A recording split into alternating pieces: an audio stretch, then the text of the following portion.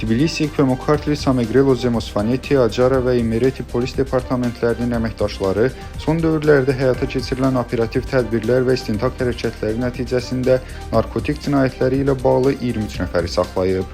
Onlardan 14-ü narkotik alverçisidir. Saxlanılanlar arasında Gürcüstan, Azərbaycan, Fransa, Moldova, Rusiya və İran vətəndaşları da var.